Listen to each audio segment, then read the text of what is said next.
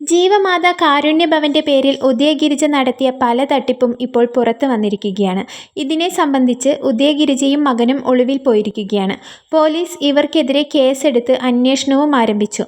അനാഥാലയം എന്ന പേരിൽ തുടങ്ങിയ സ്ഥാപനം അവസാനിപ്പിക്കുകയാണ് എന്ന് ഉദയഗിരിജ ശിശുക്ഷേമ വകുപ്പിന് കത്തയച്ചിരുന്നു. പക്ഷേ പ്രായപൂർത്തിയാവാത്ത അനാമികയെ ഗർഭിണിയാക്കുകയും പിന്നീട് വിവാഹം കഴിക്കുകയും ചെയ്തതിന്റെ പേരിലാണ് വിഷ്ണുവിനെതിരെ കേസ്. അതിനെ തുടർന്നാണ് വിഷ്ണു ഒളിവിൽ പോയിരിക്കുന്നത്. ഇതിൽ ഏറ്റവും കൂടുതൽ നഷ്ടം സംഭവിച്ചത് അനാമികയ്ക്ക് തന്നെയാണ്. സ്വന്തമായി ആരുമില്ല, അപ്പോഴാണ് ഒരു കുടുംബമൊക്കെ വരുന്നത്. തൊട്ടു പിന്നാലെ തന്നെ കുഞ്ഞ് ജനിച്ചതോടെ ആ കുടുംബം നഷ്ടമാവുകയും ചെയ്തു.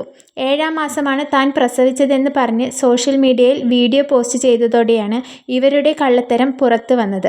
കുഞ്ഞ് ജനിച്ച ശേഷം അമ്മയുടെ 2ാം വിവാഹവും അവർ ആഘോഷമാക്കി.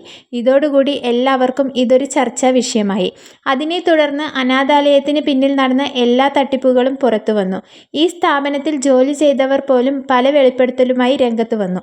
ആരുമില്ലാത്തവളെ വിവാഹം കഴിച്ച് സോഷ്യൽ മീഡിയയിൽ റീച്ച് കിട്ടുമെന്ന് കരുതിയെങ്കിലും എല്ലാം അവതാളത്തിലായി.